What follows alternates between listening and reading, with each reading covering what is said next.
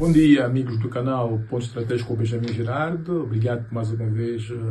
acompanharem o canal. Façam a subscrição ao canal, deem like na descrição para que o canal cresça e assim continuemos a ter acesso a vídeos de altíssima qualidade naquilo que é tocante à análise geopolítica internacional. Hoje tenho um tema importante para falarmos a nível daquilo que na verdade é a geopolítica do continente africano. E é claro que temos que dar, de alguma forma, luz a certos pontos de análise que são fundamentais para entendermos aquilo que, na verdade, é a geopolítica do continente africano. E, com base a isto, hoje vamos falar um bocado da África do Sul, na perspectiva do comércio intra-africano e, claramente, aquilo que poderá ser a importância deste país naquilo que é a zona de comércio livre continental, que é fundamental para o desenvolvimento do continente, que é fundamental para os objetivos da própria União Africana, que é a Agenda 2063 da União Africana. Se olharmos para o mapa do continente africano e olharmos justamente para a África do Sul, vamos identificar que o país está no extremo sul do continente. E está no extremo sul do continente, a África do Sul tem uma posição geográfica relevante, estratégica, como é óbvio, tem acesso a dois grandes oceanos, tem acesso ao Oceano Atlântico e ao Oceano Índico, mas de alguma forma, se ficarmos atentos, vamos perceber que, por estar no extremo sul, a África do Sul tem dificuldades, na verdade, em poder, de alguma forma, maximizar o comércio intra-africano com os demais países africanos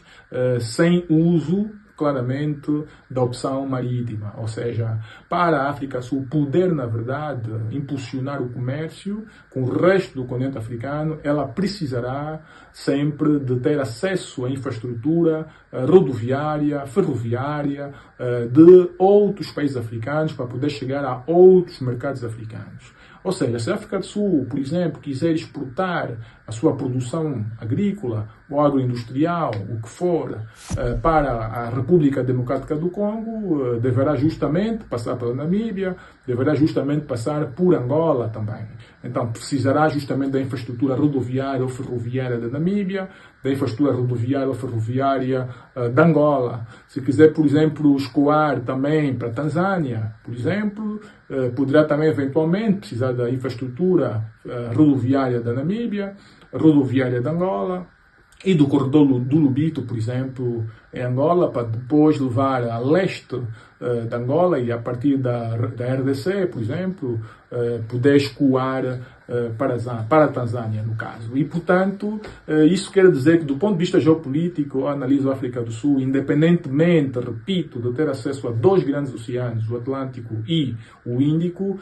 mas eu observo que a África do Sul tem um comportamento de um país encravado quando temos que analisar o comércio intra-africano, ou seja, o comércio entre a África do Sul e o resto do continente. Ela dependerá sempre de usar a infraestrutura rodoviária, ferroviária de países terceiros. E, portanto, de alguma forma, isso não deixa de ser uma dependência estratégica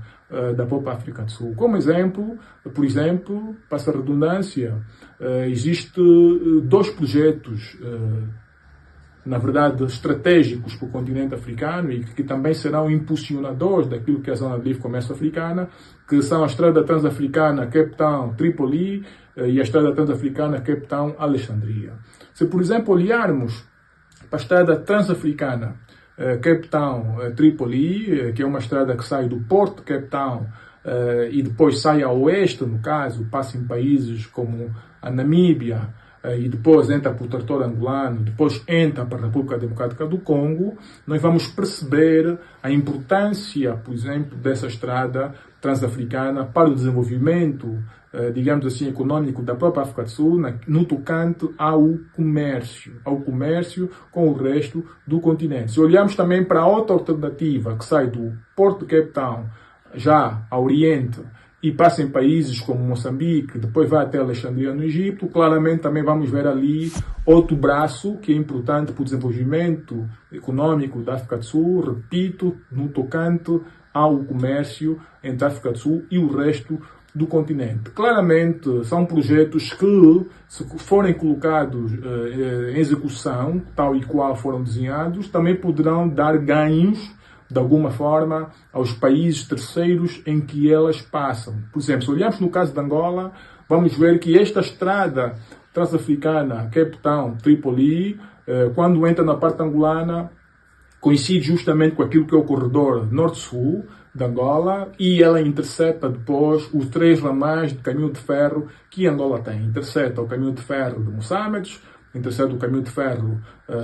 de Benguela, que é o corredor do Lubito, e intercepta também o caminho de ferro de Luanda. E, portanto, essas interseções criam modais estratégicos do ponto de vista de transporte e logística, em que se pode, na verdade, fazer grandes investimentos de infraestruturas logísticas e agroindustriais, que, na verdade, poderão ter potencial de aumentar as variáveis, digamos assim, diferenciais do corredor do Lubito, por exemplo. E, portanto, vemos aqui um sistema de ganha-ganha que, na verdade, países como Angola poderão ter, caso, na verdade, a África do Sul possa ser um investidor que cria, na verdade, oportunidade na perspectiva de investimento desse corredor rodoviário que sai do Porto de Cape Town e, na verdade, corta o território angolano, passando antes pela Namíbia, com o objetivo de, por exemplo, entrar num mercado como a República Democrática do Congo, que é um mercado com mais de 100 milhões de consumidores. Portanto, se olharmos na perspectiva do comércio, apenas na perspectiva do comércio, repito, a África do Sul é um país encravado, porque para poder, na verdade, efetuar o comércio com o resto do continente, depende do uso das infraestruturas de países terceiros. Portanto, isso é um elemento que devemos, obviamente, observar, refletir e também, obviamente, levar em consideração quando devemos analisar projetos na Namíbia, projetos em Angola, projetos na República Democrática do Congo, projetos ligados, no caso, às infraestruturas logísticas também e depois, claramente, aquilo que é o comércio. Obrigado por acompanhar este vídeo, façam a subscrição ao canal,